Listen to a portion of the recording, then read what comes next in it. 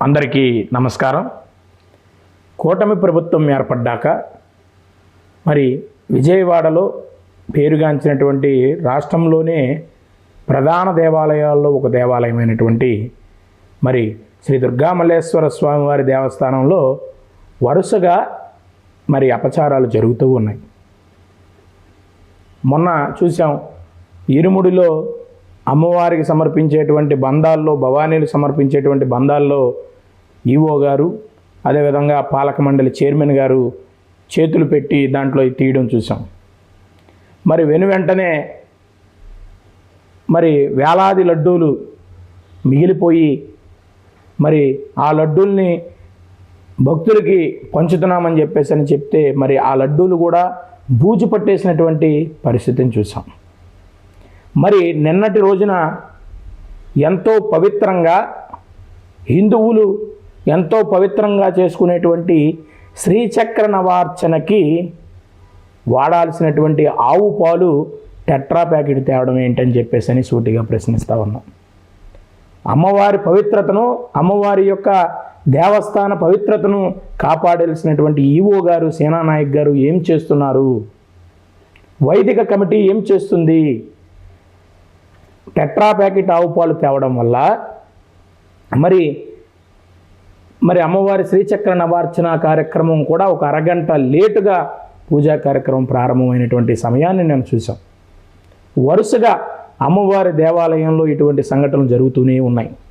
మరి ఈ రోజున చూసాం, మరి దేవాలయంలో ప్రసాదం కౌంటర్ వద్ద మరి ఎంత నిర్లక్ష్యమో మరి ఈవో గారు కానీ అధికారులు కానీ ఎంత నిర్లక్ష్యంగా వ్యవహరిస్తున్నారో దేవస్థానంలో దీన్ని బట్టి అర్థమవుతా ఉంది.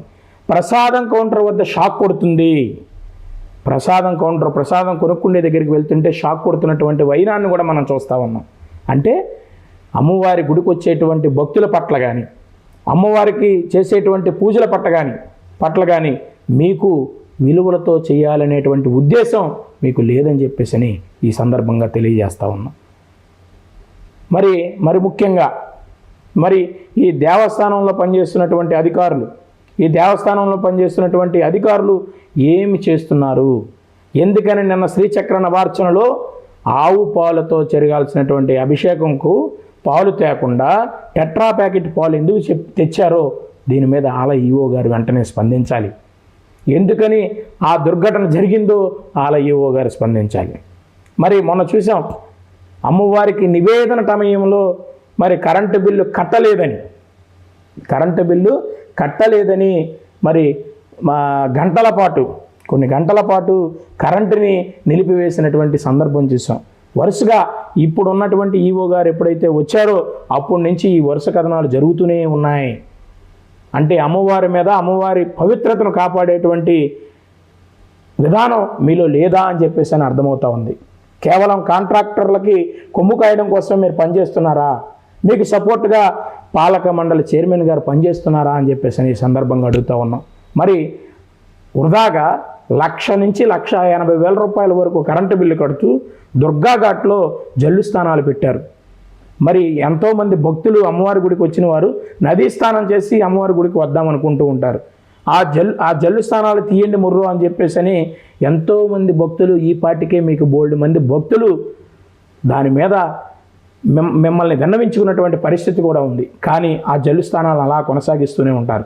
అంటే అమ్మవారికి గుడికి వచ్చేటువంటి భక్తులకి నదీ స్థానం కూడా కల్పించలేనటువంటి దౌర్భాగ్య పరిస్థితిలో మరి దుర్గామల్లేశ్వర స్వామి దేవస్థాన అధికారులు పనిచేస్తున్నారని ఈ సందర్భంగా తెలియజేస్తూ ఉన్నాం. అంటే హిందువులంటే ఈ కూటమి ప్రభుత్వంలో మీకు చులకనగా కనబడుతున్నారు.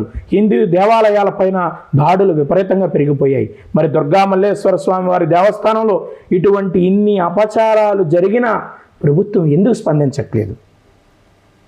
దాని వెనక ఉన్నటువంటి దాగున్న రహస్యం ఏంటి?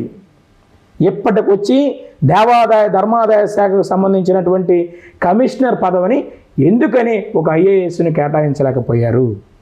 అంటే ఈ రాష్ట్రంలో ఐఏఎస్లు కొరత ఉండడం వల్లే దేవాదాయ ధర్మాదాయ శాఖకి ఇప్పటికొచ్చి ఐఏఎస్ క్యాడర్ని ఎందుకని కేటాయించలేకపోయారు? ఒక నాన్ ఐఏఎస్ క్యాడర్ రామచంద్రమోహన్ గారిని మరి కమిషనర్గా కొనసాగించడం వెనుక ఉన్నటువంటి దాగి ఉన్న రహస్యం ఏంటో ఈ రాష్ట్ర ప్రభుత్వం ప్రజలకు తెలియచేయాలి. అంతేగాని దేవాలయాల పరిరక్షణ గురించి మేము గలం విప్పుతూనే ఉంటాం.